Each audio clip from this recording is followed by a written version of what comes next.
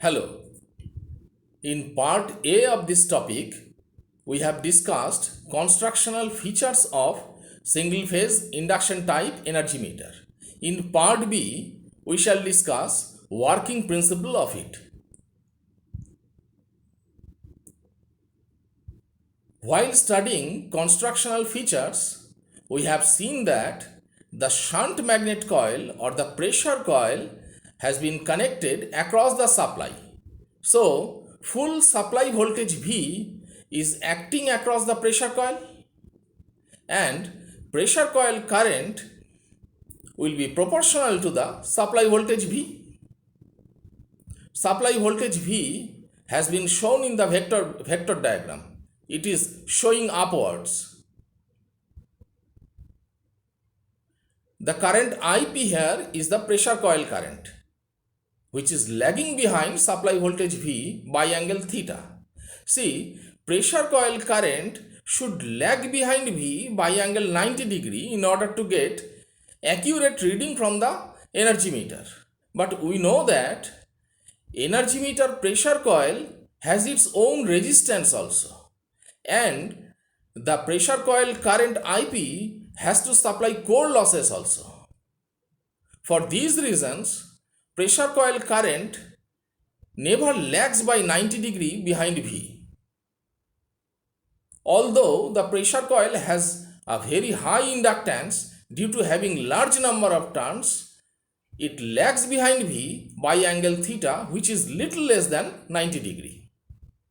Now this current IP, when flowing through the pressure coil, will produce a flux phi p. So phi p will be also proportional to IP, and it will also lag behind V by angle theta. This flux phi p, we know it is alternating in nature. So flux phi p will induce an ADEMF EEP in the disk. ADEMF EEP is lagging behind phi p by 90 degree, which can be seen from the vector diagram. ADEMF EEP will set AD current IEP in the disk, which will lag behind EEP by angle alpha due to disk impedance. Disk impedance is normally constant, it does not vary. So we can say that the angle alpha is also constant normally. On the other hand, from the constructional features, we have seen that the series magnet coil or the current coil is connected in series with the load. So the current coil will carry total load current. Total load current I is shown here in the vector diagram, which is lagging behind V by angle phi due to load impedance. When load current I is flowing through the current coil, it will produce a flux phi s, which is also lagging behind supply voltage V, and phi s is proportional to load current I. We know that this flux phi s is also alternating in nature because current I is alternating. So this alternating flux phi s will induce another ADEMF EES in the disk, and ADEMF EES will set current IES in the disk. ADEMF EES will lag behind phi s by 90 degree, and IES will lag behind EES by angle alpha due to disk impedance. EES and IES both can be seen from the vector diagram.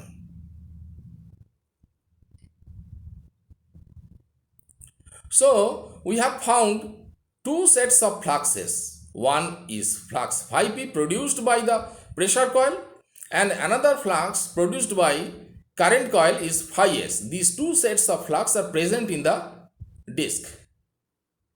And these two sets of fluxes, while crossing the disk, induces two eddy currents IEP and IES in the disk.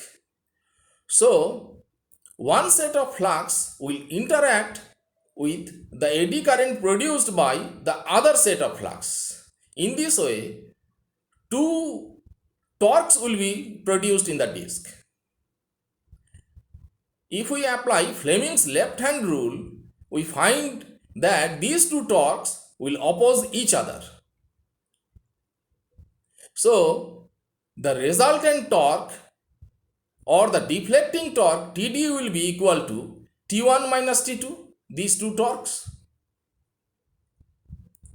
Therefore, average torque produced by interaction of flux phi p and eddy current IES, which is induced by flux phi s, is T1, which is proportional to the product of flux phi p and IES and cosine of the angle between flux phi p and IES. This angle is 90 degree plus alpha minus beta between flux phi p and IES, which can be seen from the vector diagram. Similarly, average torque produced by interaction of flux phi s and eddy current IEP produced by flux phi p is T2, which is proportional to phi s into IEP into cosine of the angle 90 degree plus alpha plus beta. This angle 90 degree plus alpha plus beta is the angle between flux phi s and eddy current IEP. Therefore, resultant deflecting torque Td is equal to T1 minus T2, which is proportional to phi p into IES cosine of 90 degree plus alpha minus beta minus phi s IEP cosine of 90 degree plus alpha plus beta. See here, eddy current IES is actually produced by flux phi s, so IES will be proportional to phi s. Similarly, eddy current IEP is actually produced by flux phi p. Therefore, IEP will be proportional to flux phi p. Now, we can replace IES and IEP by phi s and phi p accordingly, and cosine of 90 degree plus alpha minus beta can be reduced to sine of beta minus alpha, and similarly cos of 90 degree plus alpha plus beta can be reduced to sine of beta plus alpha. Therefore, we can write Td is proportional to phi p into phi s sine of beta minus alpha plus sine of beta plus alpha. Here IES and IEP has been replaced by flux phi p and phi s. Now, by using simple trigonometry, we can reduce the term sine beta minus alpha plus sine beta plus alpha into sine beta cos alpha. Therefore, we can write torque Td is proportional to phi p into phi s sine of beta into cos of alpha.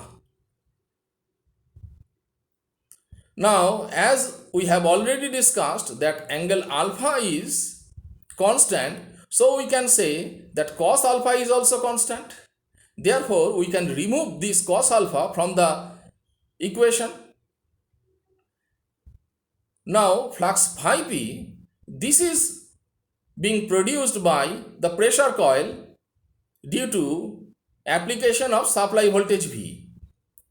So, flux phi p is proportional to supply voltage V.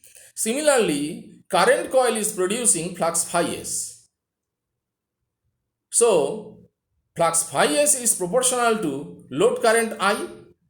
Now, if we replace flux phi p by V and phi s by current I, then the equation will become Td is proportional to Vi sin theta minus phi. Because cos alpha has been removed and in place of beta we have put the value of beta, which is theta minus phi. So, deflecting torque Td is proportional to Vi sin of theta minus phi. Therefore, we can write Td is equal to K1 Vi sin of theta minus phi. Here K1 is a constant of proportionality. Now, let us find the braking torque developed in the disc. We know that the disc is rotating in the magnetic field of the braking magnet. So magnetic field of braking magnet will induce an ADEMF E in the disk. Therefore we can write ADEMF E is proportional to phi into n, where phi is the flux of braking magnet and capital N is the speed of rotation of the disk. Now this ADEMF, due to the braking magnet ADEMF E, sets a current, eddy current I in the disk. So we can write eddy current small I is proportional to small e by small r, where small r is the resistance of the eddy current path in the disk. Now if we put the value of small e, which is phi into n, we can write I is proportional to phi n by r, small r. Now let capital R is the effective radius of the disk. Therefore the braking torque will become TB, which is proportional to flux phi produced by the braking magnet into current small I into radius capital R. Now putting the value of small I, which is phi n by small r, we can write braking torque TB is proportional to phi square capital N capital R by small r. Here phi is a constant, capital R, which is the effective radius of the disk, this is also constant. Small r, resistance of eddy current path, this is also constant. So we can say that braking torque TB is equal to K2 into N, where K2 is another constant of proportionality. Now for steady speed of the disk, we know that braking torque should be equal to the deflecting torque. Therefore TB is equal to TD. Now putting the value of braking torque TB and deflecting torque TD, we get K2 into N is equal to K1 VI sine of theta minus phi. Now if we put the value of theta as 90 degree, we get N is equal to K VI sine of 90 degree minus phi, where K is another constant and value of K is equal to K1 by K2. Therefore we can write N is equal to K VI cos phi sine of 90 degree minus phi can be replaced by cos phi. So N is proportional to power. So what we see, if we put the value of theta as 90 degree, we get that the speed of rotation of the disk is directly proportional to the power flowing to the load. Therefore we can write total number of revolutions made by the disk is equal to integration of N dt. Now putting the value of N, which is equal to kVi cos phi, we get total number of revolutions is equal to integration of kVi cos phi into dt. Now we know that Vi cos phi is equal to power. Therefore we can write total number of revolutions is equal to K into integration of power into dt, or we can write it is equal to K into energy.